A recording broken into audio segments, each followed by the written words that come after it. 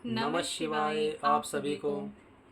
आज हम बात करने वाले हैं दिव्य दृष्टि के विषय में कि दिव्य दृष्टि से आप किस प्रकार से कार्य ले सकते हैं।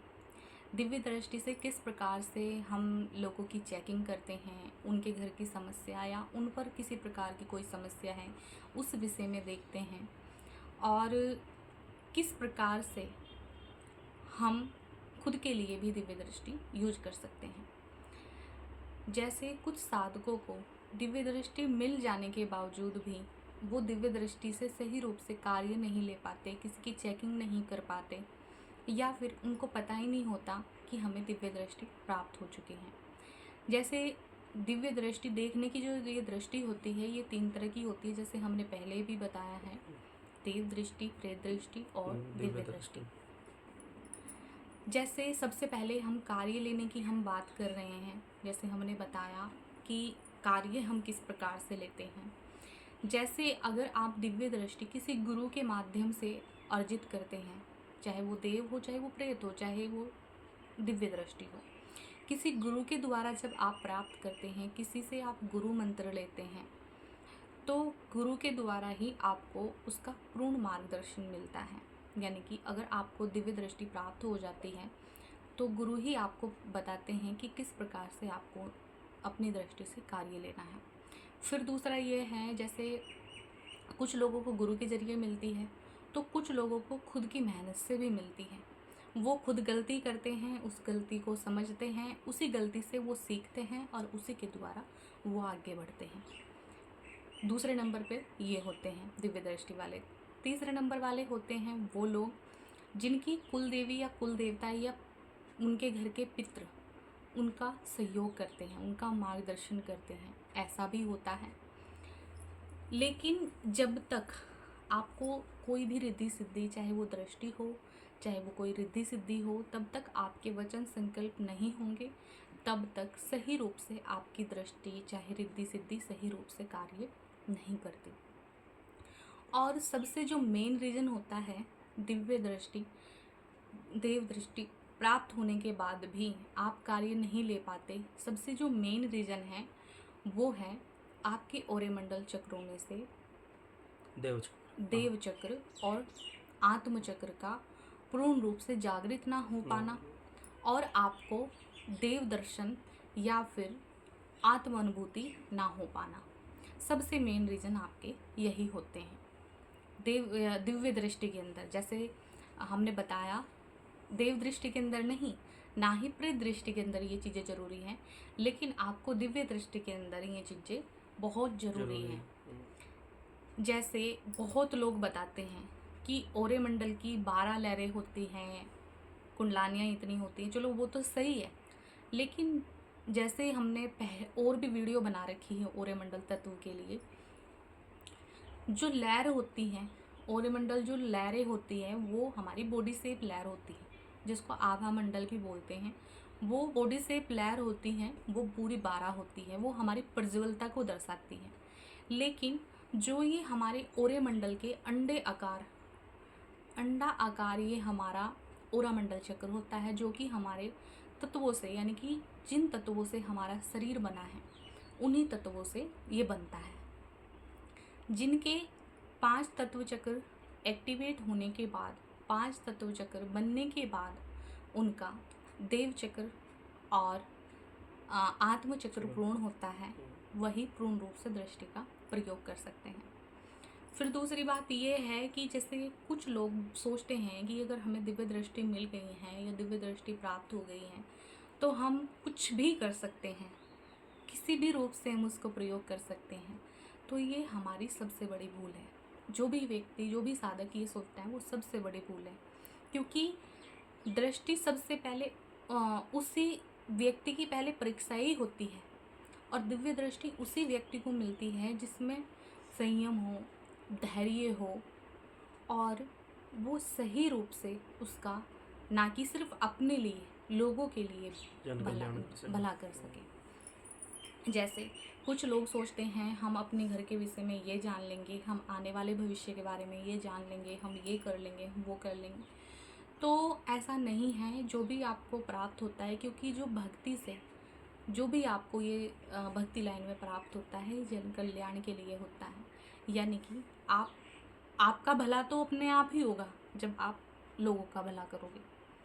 तो इस प्रकार से दृष्टि का जो कुछ लोगों के साथ खुलने के बाद भी नहीं प्राप्त हो पाती, उसका जो मेन कारण है वो यही है कि उनका सही रूप से ना जो वचन संकल्प हो पाते हैं और ना ही आत्मचक्र और देव चक्र उनका पूरा हो पाता है। क्योंकि अभी हमने एक हमारे जो हमसे जुड़े हुए हैं उनको दिव्य दृष्टि प्राप्त हुई है हमारे द्वारा ये, तो हमने उनकी चेकिंग करवाई थी। तो हमने उनको बोला कि आप ये इनको देखिएगा क्या है इनके ऊपर। तो उनके घर में पितरों की प्रॉब्लम थी, तो उनको समझ नहीं, क्योंकि कभी स्टार्टिंग में भी होता है आपके साथ में, उनको स्टार्टिंग ही हम उनकी प्रैक्टिस करवा रहे थे।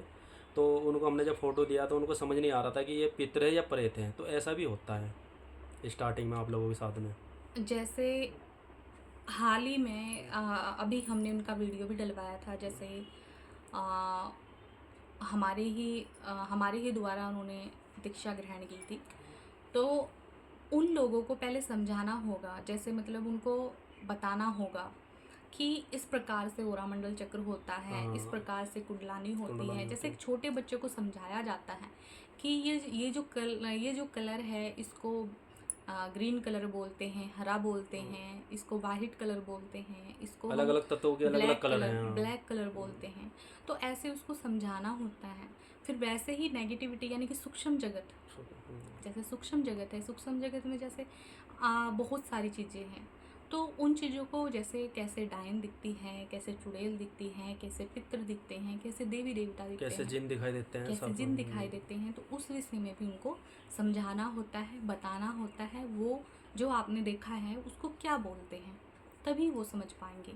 फिर दूसरा ये है कि जैसे बहुत से लोग ये बोलते हैं कि हमें दृष्टि मिल चुकी है, या फिर वहीं कुछ साधक ऐसे भी होते हैं जो कि दृष्टि के लिए प्रयास कर रहे होते हैं, लेकिन उनको दृष्टि नहीं मिल पाती। उनको 10 साल बीत गए हैं, 12 साल बीत गए हैं।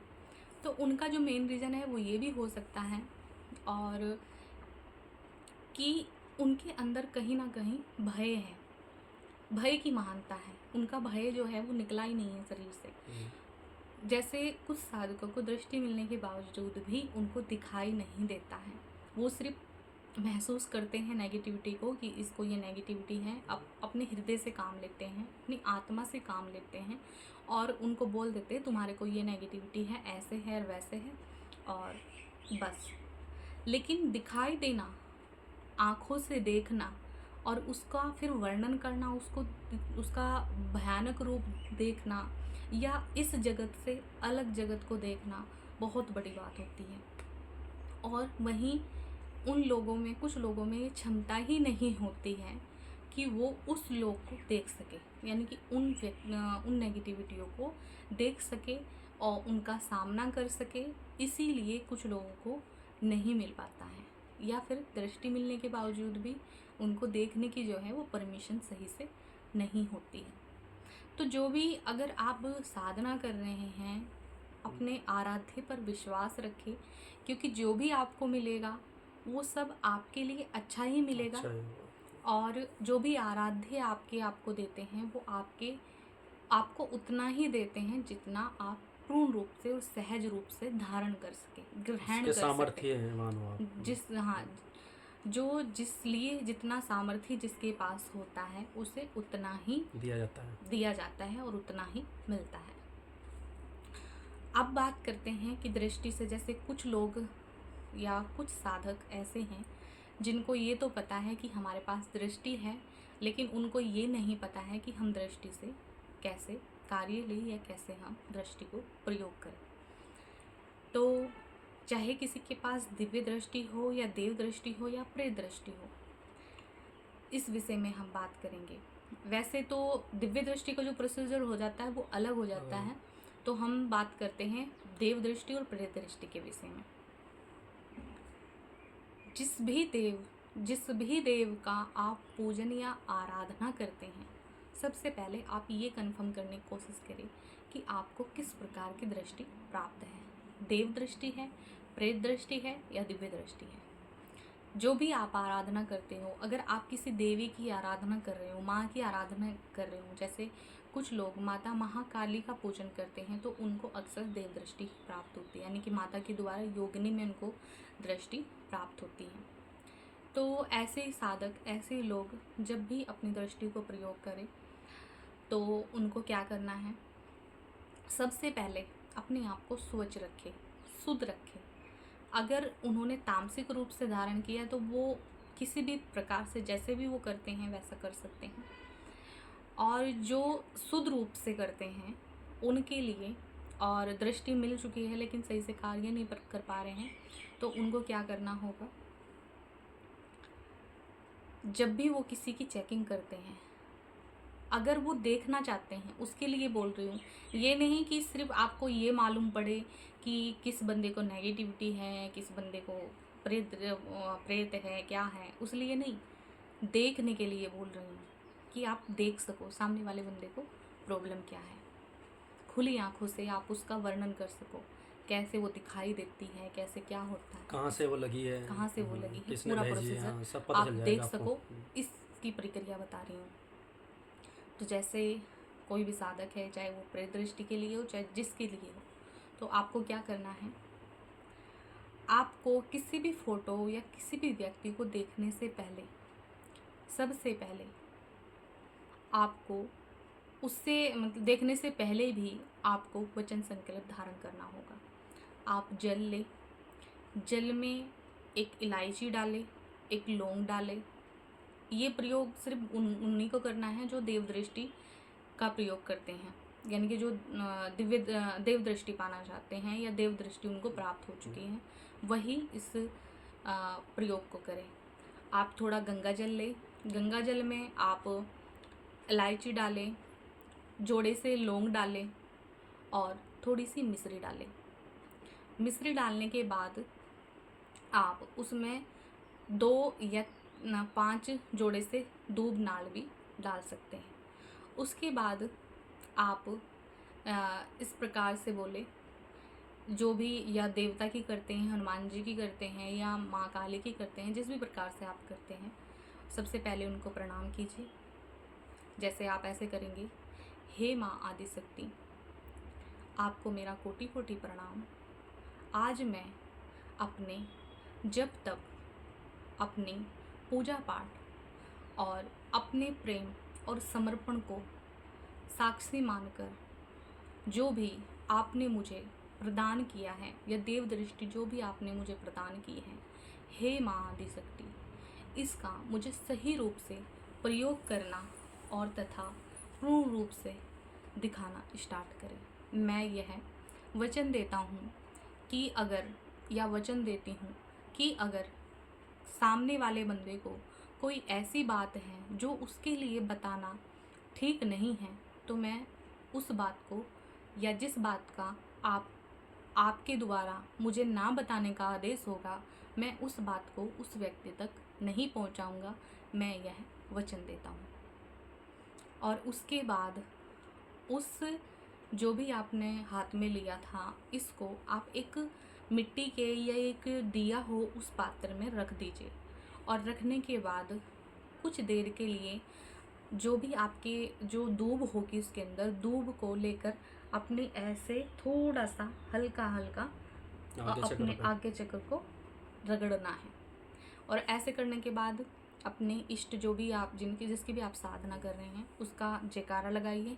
जयकारा लगाने के बाद अपनी आंखें बंद करके उनसे प्रार्थना करके आप उस व्यक्ति को देखें, तो आपको उस व्यक्ति पर जो भी समस्या है वो खुली आंखों से, नेगेटिविटी किस प्रकार की नेगेटिविटी है, प्रेत है, डायन है, क्या है, वो सब खुली आंखों से, जैसे आप बिल्कुल अपनी आंखों से सब कुछ देख रहे हो या जैसे खुली आंखों से हमारी वीडियो देख रहे हो, वैसे आप देख पाओगे। लेकिन ध्यान रहे, भयभीत नहीं होना है। जब तक किसी इंसान के अंदर भय है तो इस प्रयोग को ना करें।